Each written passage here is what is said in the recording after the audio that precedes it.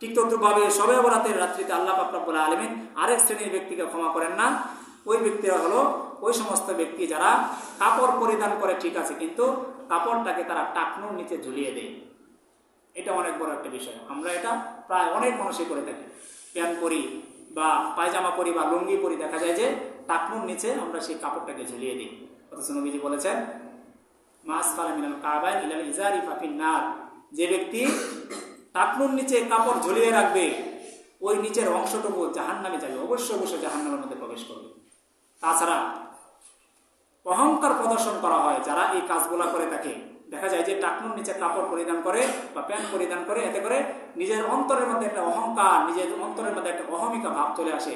শুধু তাই না, অনেক সময় দেখা যায় যে আমরা এরকম ভাবে প্যান্ট বা কাপড় ঝুলিয়ে রাখি, দেখা যায় আমরা জমিনের মধ্যে চলতেছি, সেই কাপড়ের মধ্যে নাপাক, প্রস্রাব, পায়খানা কত কিছু লাগতেছে।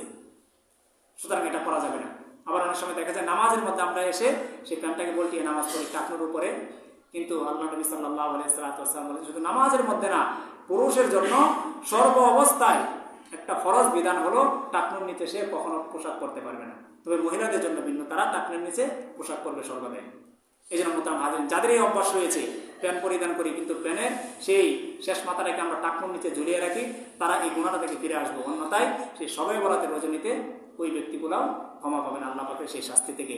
ঠিক তদ্রুপভাবে নবীজি বলেন এই রাত্রিতে আরেক শ্রেণীর ব্যক্তি রয়েছে যারা আল্লাহ পাকের সেই দরবারে ক্ষমা পাবে না, তারা হলো আত্মহত্যাকারী, যারা নিজেকে ফাঁসির মাধ্যমে, বিষ পান করার মাধ্যমে, গাড়ির নিচে, পানিতে, আগুনে ঝাঁপ দিয়ে বিভিন্নভাবে নিজের আত্মাটাকে হনন করে নিজেকে আত্মহত্যা সামিল করে দেয়। এই আত্মহত্যা প্রাপ্ত ব্যক্তিগুলাও এই রজনীতে, শবে বরাতের রজনীতে ক্ষমা পাবে না। ঠিক তদ্রুপে নবীজি বলেন যে আরেক শ্রেণীর ব্যক্তি হলো, সর্বশেষ ব্যক্তি হলো যারা রক্তের সম্পর্ককে চিহ্ন করে, রক্তের সম্পর্কে, আত্মীয়তার সম্পর্ককে চিহ্ন করে অন্য মানুষের সাথে, রক্ত বহির্ভূত মানুষের সাথে সম্পর্ক তৈরি করে। যে ব্যক্তি রক্তের সম্পর্ক চিহ্ন করতে পারে, রক্তের মানুষের সাথে সম্পর্ক থাকে না, সে অন্য মানুষের সাথে যতই সম্পর্ক করুক না কেন সেই সম্পর্ক কখনো আসল সম্পর্ক হতে পারে না, বরং আত্মীয়তার সম্পর্ক চিহ্ন করে নবীজি বলে যে সে জাহান্নামে প্রবেশ করবে।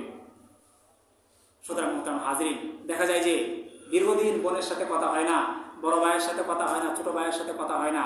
দেখা যায় কোনো একটা বিষয় নিয়ে পরিবারের মধ্যে ঝগড়া হয়েছে, চাচার সাথে, বাবার সাথে, ভাইয়ের সাথে, দাদার সাথে, বিভিন্ন আত্মীয় স্বজনের সাথে, এরকম আমাদের সমাজে হয়ে থাকে। দেখা যায় দীর্ঘদিন, দিনের পর দিন, মাসের পর মাস, বছরের পর বছর এই ঝগড়া চলতেই থাকে, কেউ কারোর সাথে কথা হয় না, অথচ সে রক্তের আত্মীয়, রক্তের সম্পর্ক তার মধ্যে রয়েছে।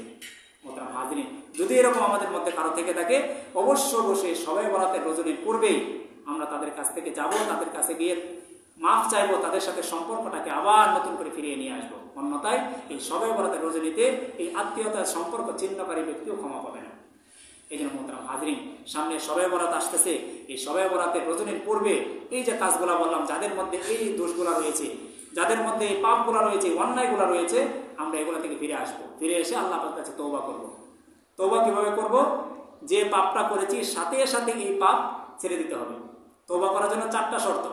এক হলো যে অন্যায়টা, যে গুনাহটা আপনি করেছি, সাথে সাথে এই গুনাহ ছেড়ে দিতে হবে এবং প্রতিজ্ঞাবদ্ধ হতে হবে। দ্বিতীয় নম্বরে যে ভবিষ্যতে এই গুনাহটা আর কখনো করব না। আল্লাহ পাকের সাথে ওয়াদাবদ্ধ হতে হবে যে আল্লাহ, এই যে গুনাহটা করেছি, এই গুনাহটা আমি অদূর ভবিষ্যতে আর জীবনে কখনো করব না। 3 নম্বরে মন থেকে নিজে লজ্জিত হতে হবে, অপমানিত হতে হবে। যে গুনাহটা করেছি সেই গুনার উপরে অপমানিত এবং লজ্জাবোধ থাকতে হবে, লজ্জিত হতে হবে। 4 নম্বরে নবীজি বলেন এবং আল্লাহ পাকের কাছে কায়মানুবাক্যে বিনয়ের সাথে ক্ষমা চাইতে হবে। তওবা করার মানে হলো এই 4টা শর্ত নিজের মধ্যে উপস্থিত করা। শুধু আপনি বলবেন যে আল্লাহ তওবা করলাম আর গুনাহ করবো না, এটা হবে না। দেখা গেলো আপনি আবার শয়তানের ধোঁকায় পড়ে কিছুদিন পরে সেই গুনাহের মধ্যে ডুবে গিয়েছেন। তওবা করার জন্য এই 4টা শর্ত থাকতে হবে, সাথে সাথে সেই গুনাহ ছেড়ে দিতে হবে। অদূর ভবিষ্যতে যেন এই গুনাহ না হয় আল্লাহ পাকের কাছে ওয়াদা করতে হবে এবং এই গুনাহর জন্য লজ্জিত হতে হবে। এবং নবীজি বলেন যে আল্লাহ পাকের কাছে বিনয়ের সাথে ক্ষমা চাইতে হবে।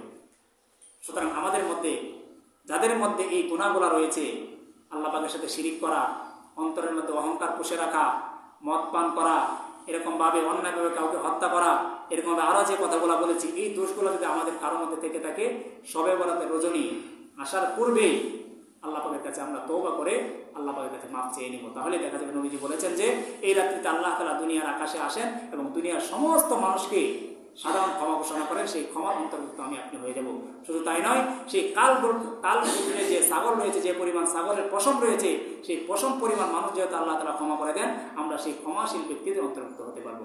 আল্লাহ পাক রব্বুল আলামিন আমাদেরকে এই শবে বরাতের রজনীর পূর্বেই নিজেদের মধ্যে এই থাকা গুনাহগুলো যেন দূর করতে পারি, দূর করে যেন তওবা করে যেন আল্লাহ পাকের একজন খালেদ বান্দা হিসেবে আল্লাহ পাকের কাছে গ্রহণযোগ্যতা লাভ করতে পারি। আল্লাহ তাআলা আমাদের সবাইকে সেই তৌফিক দান করো।